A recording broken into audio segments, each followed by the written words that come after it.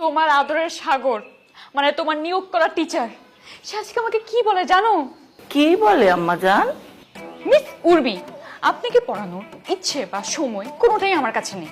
আমার একটা বিজনেস আছে যেটা আমার দেখতে হবে, আমার একটা গার্লফ্রেন্ড আছে যাকে আমার সময় দিতে হবে, আর আর গিটার। গিটার।